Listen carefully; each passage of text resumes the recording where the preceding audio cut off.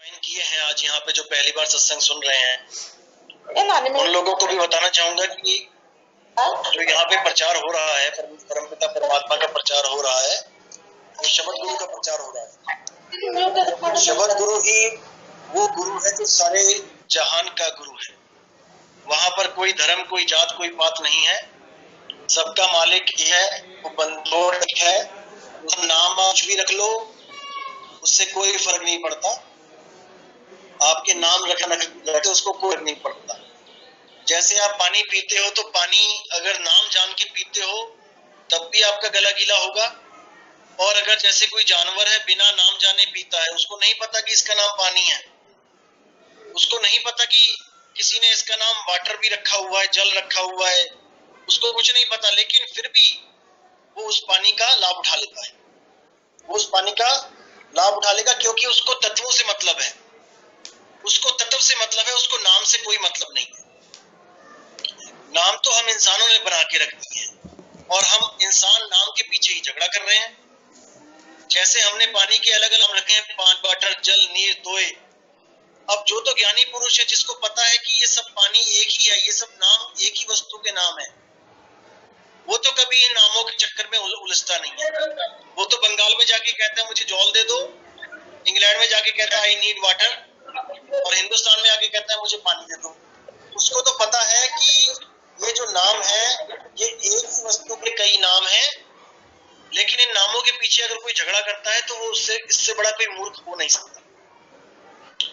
इसीलिए जैसे हमारे धर्मों में बहुत से ग्रंथ बनाए गए हैं, उनके भी जो नाम बनाए गए हैं उनमें भी बहुत गहरे रहस्य छुपे हुए हैं। हमारे ग्रंथों में जो नाम लिए गए हैं देवी देवताओं के या किसी के भी, तो उसके अंदर, नामों के अंदर भी ज्ञान छुपा हुआ है। वो केवल इसीलिए छुपा रखा था कि कोई पूर्ण पुरुष आए, कोई ज्ञानी पुरुष आए तो वो सबको भेद बताए और सबको एक कर दे।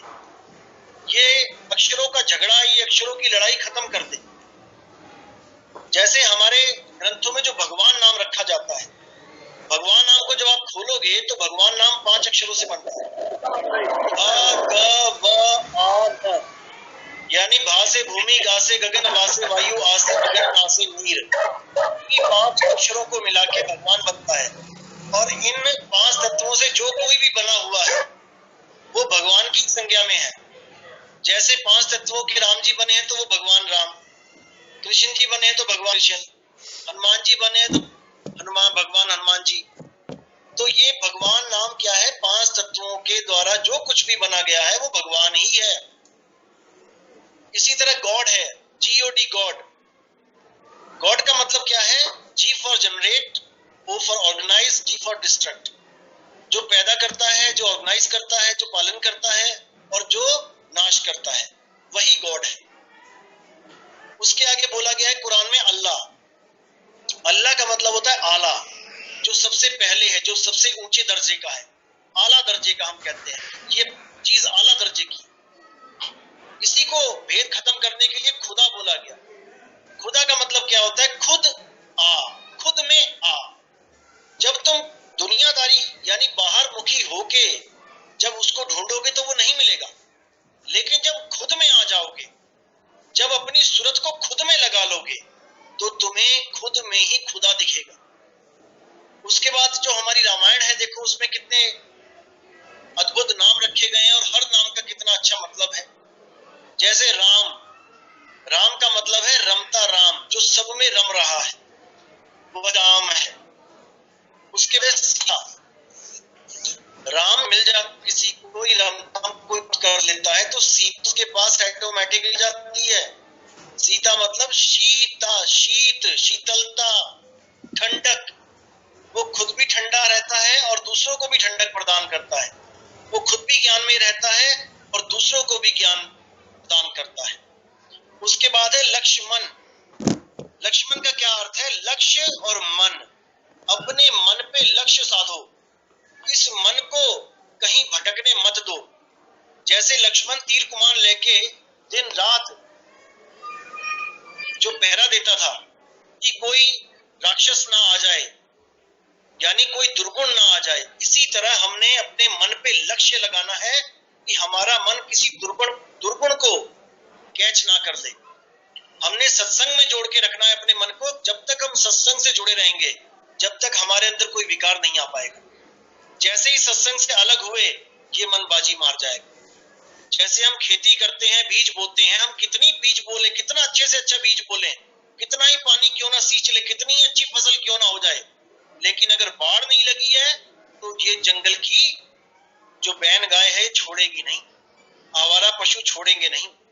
इसी प्रकार सत्संग ही एकमात्र बाढ़ है आपके जीवन में। जो आपका आध्यात्मिक जीवन है, जिसको आप कहते हो कमाई, वो कमाई तब तक ही सेफ रह सकती है जब तक आप सत्संग से जुड़े हो। जैसे ही आप सत्संग से दूर हो जाते हो, वैसे ही ये मन आपको दबोच लेता। उसके बाद क्या है? दशरथ। जो दशरथ है वो क्या है? दश और रथ, 10 इंद्रियां रथ, 5 ज्ञान इंद्रियां, 5 कर्म इंद्रियां। ज्ञान इंद्रियां कौन सी हैं? आंख, कान, नाक, जीभ और चमड़ी, इनसे ज्ञान होता है। और कर्म इंद्रियां क्या है? हाथ, पैर, लिंग, गुदा और मुंह, ये 5 कर्म इंद्रियां हैं। तो 5 ज्ञान इंद्रियां, 5 कर्म इंद्रियां, ये 10 का रथ। और जब राम से वियोग होता है तो ये दशरथ के प्राण निकल जाते हैं, प्राण पखेरु उड़ जाते हैं। यानी कि जब तक परमात्मा नहीं मिलती, इंद्रियां मरती जन्मती रहती हैं। आप आते रहोगे, जाते रहोगे, लेकिन आपको राम नहीं मिला तो आपका जो दशरथ है ये हमेशा वियोग में रोता रोता मर जाएगा। उसके आगे क्या बोला गया है? रावण। रावण क्या है? रा यानी राक्षस, वन यानी ये शरीर। इस शरीर में जो मन रूपी राक्षस रहता है उसको ही रावण बोला गया है। उस रावण को आपने अच्छी तरह पहचान के उस पर विजय प्राप्त करनी है, वो ही है रावण। उसका भाई जो उसका मेघनाथ जो है, मेघनाथ कौन है? मेघनाथ है जो मेघों का नाद यानी बादलों की गर्जना। ये ज्ञान दिया गया अनहद नाद की तरफ। जो योगी सिद्ध पुरुष जो अनहद नाद को ही परमात्मा मान के बैठते हैं, उसके लिए बोला गया है कि मेघनाद होते हुए भी वो राक्षस कैटेगरी में आते हैं। इसी प्रकार जो कुंभकर्ण है, कुंभकर्ण क्या है? ये भी एक योग क्रिया है। कुंभक रेचक पूरक को ही कहते हैं कुंभकर्ण। तो ये भी एक योगिक क्रिया है, ऋषि मुनि करते आए हैं, लेकिन इसको भी राक्षस की कैटेगरी में रखा गया है, इससे भी मुक्ति नहीं होगी। फिर बोला गया है विभीषण। विभीषण क्या बोला गया है? वी यानी विवेक और भीषण यानी बहुत ज्यादा। राक्षसों के बीच में रहते हुए भी इतना ज्यादा विवेकी होना, जैसे विभीषण हो जाना, ये कोई बिरला ही होता है। जैसे मैंने आपको बताया था कि कौवे के घोंसले में कोयल ने अंडे दे दिए।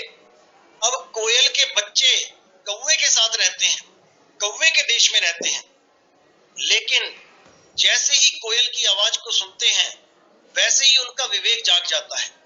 और इतना भीषण विवेक जागता है कि वो हर तरह के जाल को समझ के उसको तोड़ने के लायक जाते हैं। इन सब कर्म कांडों को, इन सब पाखंडों को, इन सब को छोड़कर केवल सच्चे गुरु की भक्ति में, उस शब्द गुरु की भक्ति में लीन हो जाते हैं, उस रमता राम में लीन हो जाते हैं और अपना जन्म सफल कर लेते हैं। जिसके लिए बोला कि साहिब ने साफ साफ बोला कि जो रमता राम है वो किसी से भेदभाव नहीं करता। वो हिंदू में भी है, मुसलमान में भी है, सिख में भी है, ईसाई में भी है, वो सब में है। उसके साथ हम कोई भेदभाव नहीं कर सकते। नाम भले कोई भी लेते रहो, लेकिन वो वस्तु एक ही है। उसी के बाद बोला गया कि ब्रह्मा विष्णु शंकर, उसका क्या भेद बोला गया? ब्रह्मा का मतलब है ब्रह्म आ, ब्रह्म स्वरूप में आ। अगर ब्रह्मा को प्राप्त करना है तो ब्रह्म स्वरूप में आओ। उसके बाद बोला विष्णु। विष्णु यानी विश्व के हर अणु में जो विद्यमान है वही विष्णु है, जो अणु अणु में विद्यमान है। और शंकर बोला गया संग कर। किसका संग कर? अपनी आत्मा का संग। अगर अपनी आत्मा का संग करेगा तो इस शरीर के बाद तुझे रहने के लिए ठिकाना मिलेगा। अगर आत्मा का संग नहीं करेगा तो तुझे दोबारा एक किसी शरीर में जाना पड़ेगा, कोई बचाने वाला नहीं है। इसी तरह बोला गया शिव। शिव यानी कि शव में ईश्वर का वास। शिव में जब ई की मात्रा हटा दोगे तो वहां पर शव बच जाएगा। शव क्या है? हमारा शरीर। ईश्वर क्या है? ये जीव। इसी के द्वारा ये सब चल रहा है, जितना भी शरीर है। तो इसी पहले जीव को पहचानना पड़ेगा, पहले ओम सोहम को जानना पड़ेगा। ओम काया और जीव है सोहम। इन दोनों को जब जानोगे उसके बाद समझ में आएगा कि सोहम ऊपर और है, सत सुकृत एक नाम, कि उस जीव से भी ऊपर कोई बैठा हुआ है जो सब कुछ जानता है। जिसके लिए गीता में बोला है कि हे अर्जुन, 3 प्रकार के पुरुष हैं। पहला शर पुरुष है, दूसरा अक्षर पुरुष है और तीसरा निअक्षर पुरुष है। जो अक्षर पुरुष है वो क्या है? वो सब जीवों की देह है। शर है यानी नाशवान है, कोई भी ऐसा जीव नहीं जिसका शरीर नाशवान हो, नाशवान ना हो, सबके सब नाशवान है। लेकिन अक्षर पुरुष क्या है? जो इन शरीरों में जीव बैठा है। जैसे चूहे के शरीर के अंदर चूहे का जीव बैठा है, हमारे शरीर के अंदर हमारा जीव बैठा है। ये जीव अक्षर है, अविनाशी है, लेकिन अविनाशी होता हुआ भी ये जन्म मरण में फंसा पड़ा है। अविनाशी होता हुआ भी जन्म मरण में फंसा पड़ा है, इसीलिए इसको उत्तम पुरुष नहीं बोला गया। इसीलिए गीता में फिर तीसरा पुरुष का जिक्र किया गया कि तीसरा उत्तम पुरुष है जो सबका भरण पोषण करता है, जो मुक्ति दे सकता है, केवल वही है। लेकिन उसको ना तो किसी मुद्राओं के द्वारा साध के प्राप्त किया जा सकता है, ना ही कोई नाम जप के प्राप्त किया जा सकता है, ना ही जंगलों में भटक के, ना ही नदी नालों में नहा के प्राप्त किया जा सकता है, ना ही पूजा पाठ करके, ना ही व्रत तीर्थ करके, ना ही यज्ञ करके प्राप्त किया जा सकता है। उसको प्राप्त करने का केवल एक ही रास्ता है और वो है सहज योग। सहज योग जब तक आप नहीं समझ पाएंगे, जब तक आपको वो रास्ता नहीं मिल पाएगा। सहज योग के लिए कबीर साहब ने साफ बोला है कि चांचरी ना भूचरी ना खेचरी या गोचरी, इन बच्चों की गमना है। यानी कि मैंने जो सत्संग किया था चांचरी भूचरी खेचरी या गोचरी उन्मनी पे, आप उस सत्संग को देखेंगे तो आपको समझ में आ जाएगा कि ये क्या होते हैं। क्योंकि ये टॉपिक लंबा है, छोटे से सत्संग में बताना मुश्किल होगा, लेकिन छोटा सा हिंट दे देता हूँ। कुछ लोग नाक के ऊपर ध्यान लगाते हैं, कुछ त्रिकुटी में ध्यान लगाते हैं, कुछ श्वासों पे ध्यान लगाते हैं, कुछ जो ब्राह्मणों की चोटी होती है जहाँ पे पीछे चोटी रखते हैं वहां ध्यान लगाते हैं, और कुछ नाभि में ध्यान लगाते हैं। यही पांचों जो हैं मुद्राएं बताई गई हैं। तो साहिब कहते हैं चांचरी ना भूचरी ना खेचरी या गोचरी, उन्मुनी पांचों की गम नहीं। ये पांचों मुद्रा साधने के बाद भी आप उसको नहीं प्राप्त कर सकते। फिर कहते हैं अधर तान तानिए रेचक कुंभक पुटक को ढंग, कि अधर तान तानो, उस अधर द्वीप पे सीधे सूरज को धरो गुरु से ज्ञान प्राप्त करके। अगर गुरु ज्ञानी है, गुरु भेदी है, तो आपको वो सीधे सूरज शब्द योग बताएगा, अधर द्वीप पे पहुंचाएगा। जिसके लिए साहिब ने बोला अधर द्वीप गगन गुफा में है निज वस्तु सारा, और ज्योत स्वरूपी अलख निरंजन, ये धरता ध्यान हमारा। उस अधर द्वीप में जब आप पहुंचोगे तब आप विदेही हो जाओगे। आपकी सूरत को डायरेक्ट लगाया जाएगा, ना कि किसी चक्रों की साधना में उलझाया जाएगा। किसी चक्रों में नहीं उलझना भाई, उसका नाम ही चक्कर रखा हुआ है। गुरु चक्कर से बाहर करता है, ना कि चक्कर में डाल देता है। तो इसी कारण इन गुरुओं ने आपको चक्कर में डाल डाल के घनचक्कर बना दिया था। लेकिन कबीर साहब कहते हैं कि अब चक्रों में नहीं उलझना है, अब सीधे विहंगम योग को प्राप्त करना है। जिसने बोला शब्द विहंगम चाल हमारी, और कहे कबीर सतगुरु दैतारी, खुले कपाट शब्द जनकारी, और पिंडी अंड के पार सुदेश हमारा है, कर नैनो दीदार महल में प्यारा है। कि अगर कोई सतगुरु मिलेगा तो उस अखंड नाद से जोड़ देगा, उस झनकार से जोड़ देगा। झनकार मैंने कल भी बताया था, कोई वैसी झनकार ना सोचे जो पीछे म्यूजिक में चलती है, नहीं।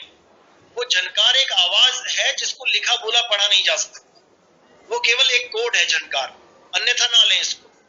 तो कहते हैं अधर तान तानिए रेचक कुंभक पूरक को ढंग नहीं। फिर कहते हैं पड़े गुने वाद करे कबू नहीं मानिए, और श्वासा का जाप करे झूठ सो बखानिए। अक्षर पार नी अक्षर भरपूर है, और कहे कबीर सो सत्य कर्मानिए। तो साहब बोल दिया कि पड़े गुने वाद करे, यानी जितने ये गुरुजी आते हैं टीवी पे, देखा होगा आपने, जो कथाएं करते हैं, राम जी ने ये किया, कृष्ण जी ने वो किया, और इतने युग बीत गए हैं, यही सुनाते सुनाते सुनाते बीत गए। आवाज नहीं आ रही है बिल्कुल भी, वो कहानी आपकी आवाज नहीं आ रही है। अभी तक वही कहानी चलती आ रही है, लेकिन आगे कोई नहीं बढ़ पा रहा है। तो साहब बोला कि पड़े गुने वाद करे कबू नहीं मानिए, श्वासा का जाप करे झूठ सो बखानिए। अगर कोई श्वासों का भी जाप करता है तो उसको झूठ बखानो, वो झूठ करना है। अक्षर पार नी अक्षर भरपूर है,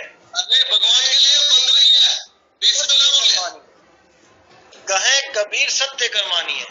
अक्षर पार नी अक्षर भरपूर है, कहे कबीर सत्य कर मानिए। अक्षर यानी कि जितने भी 52 अक्षर हैं, अक्षर पार नी अक्षर भरपूर है, यानी 52 अक्षरों की साधनाओं से परे वो नी अक्षर की साधना वो भरपूर है। कहे कबीर सत्य कर मानिए, कि मैं पूरा वादा करता हूं आपसे, मेरी बात को सत्य मानना। मैंने बहुत सोच परख कर ये बात करी है कि अक्षरों की भक्ति करने से मुक्ति नहीं मिलती, अक्षरों की भक्ति से मुक्ति नहीं मिलेगी। आप दोबारा जन्म मरण में आ जाओगे, हाँ आप कोई अच्छे ओहदे पे आ जाओगे, किसी अच्छे घर परिवार में आपका जन्म हो जाएगा, लेकिन आपकी मुक्ति नहीं हो पाएगी। इसीलिए साहिब ने कहा, ना मैं जप में ना मैं तप में, मैं किसी जप और तप में नहीं। मुझे प्राप्त करना है तो भेदी गुरु की शरण में जाओ, और भेदी गुरु आपको वो भेद बताएगा। किस चीज का?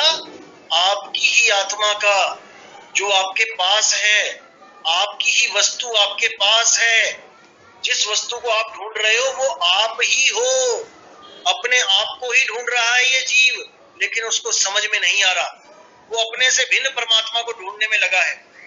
आप अपने आप को जानोगे तब आपको समझ में आएगा कि आत्म परमात्म एको करे, और अंतर की दुविधा अंतर नस है। ये अवस्था होती है। आत्मा भी एक अवस्था है, परमात्मा एक अवस्था है, जीव एक अवस्था है। जब आप प्रगति करते जाओगे, भक्ति करते जाओगे, सूरत को शब्द में लगाओगे, तब आपकी अवस्था बदलने लग जाएगी।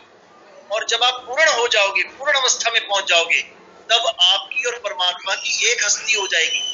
फिर आप दोनों ही विदेही हो जाओगे, फिर देह नहीं रहेगी आपकी, आप देह से परे हो जाओगे। इसी को विदेही का ज्ञान बोलते हैं।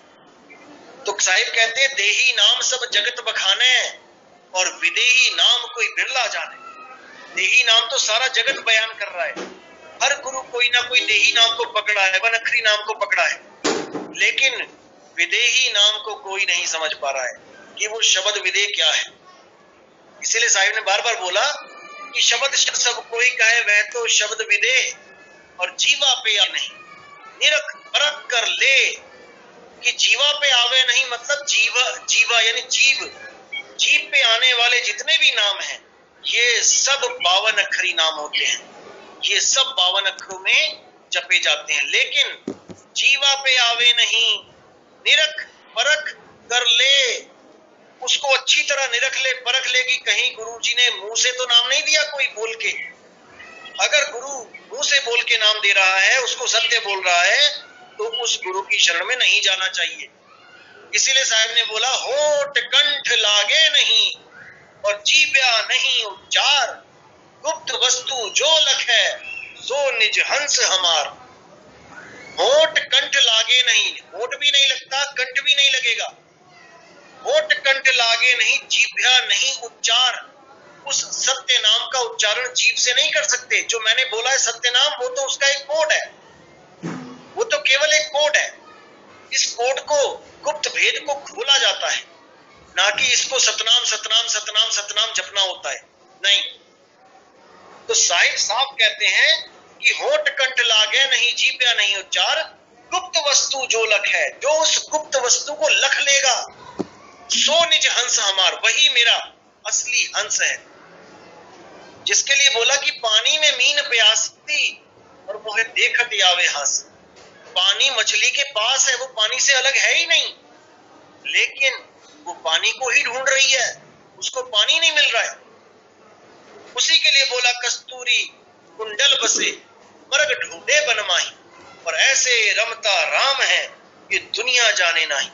वो रमता राम तो सब में रमा हुआ है, लेकिन ये दुनिया नहीं जान पा रही उसको। दुनिया फंसी है धर्मों में, जात में, पात में, अक्षरों में, कर्म कांड में, विधि विधान में, पूजा पाठ में, इसमें उलझी पड़ी है। धर्मों के अनुसार जो बताई गई किताबों में, जो विधियां बताई गई, क्रियाएं बताई गई, उसी को सत्य मान के बैठी है, जबकि वो केवल एक नर्सरी क्लास है। जो विधियां बताई गई हैं धर्मों में, वो नर्सरी क्लास है। वो आपको परमात्मा के लिए प्रेम करने के लिए, प्रेम पैदा हो जाए उसके लिए विधियां बताई गई हैं कि मंदिर जाओ, फूल चढ़ाओ और वहां पे जल चढ़ाओ, ताकि आपकी आस्था बने, आपका रूटीन बने, डेली रूटीन बने। आप जाओ वहां पे, आपको पता हो कि भगवान भी कोई चीज है, उसको भी प्राप्त करना है, लेकिन सारी उम्र नर्सरी में नहीं रहना होता कि सारी उम्र नर्सरी में रहोगे। वहां जाओ, ज्ञान प्राप्त करो कि ये ब्रह्मा जी, ये विष्णु जी, ये महेश जी है, फिर उनको खोजो। वो कैसे खोजोगे? गुरु के द्वारा। फिर कोई योगी गुरु धारण करो, जिसके लिए चौथे अध्याय 34वें श्लोक में बोला कृष्ण जी ने कि भाई तुम्हें कोई भेदी गुरु चाहिए अगर तुम सत्य को प्राप्त करना चाहते हो। तो वहां पर तो सत्य की बात करिए, लेकिन अगर देवी देवताओं को भी प्राप्त करना है तो आपको कोई योगी गुरु चाहिए जो हठ योगी हो। वो आपको देवी देवताओं तक भी पहुंचा सकता है, लेकिन आपकी मुक्ति नहीं होगी। उसके लिए बोला गया है कि अगर सारी उम्र कोई नर्सरी क्लास में ही रहे तो क्या फायदा उसका स्कूल जाने का। इसी प्रकार अगर कोई बुढ़ापे तक मंदिर में जाके केवल घंटियां बजा रहा है तो उसका कोई फायदा नहीं मंदिर में जाने का। उसको उसका कोर्स पूरा नहीं हो पाया। अब वो फिर अगला जन्म लेगा, फिर मंदिरों से स्टार्ट करेगा, और अगर परमात्मा ने विवेक दिया तो वो आगे बढ़ जाएगा, अन्यथा फिर बार बार आता रहेगा, फिर वही काम होता रहेगा। लेकिन मनुष्य से मनुष्य चोला मिलना भी बहुत मुश्किल है। 84 लाख का जो बीच में फंदा पड़ा हुआ है, ये निकालना ही पड़ेगा। जैसे 12 बजने के बाद 12 बजने पर सुई सबसे ऊंची होती है, सबसे ऊपर होती है, लेकिन 12 के बाद जब दोबारा बजते हैं तो उससे पहले कितनी बार गिरती है। आना तो फिर मनुष्य चोले में ही पड़ेगा, लेकिन मनुष्य और मनुष्य के चोले के बीच में 1,84 जून फंसी पड़ी, उसको भी भुगतना पड़ेगा।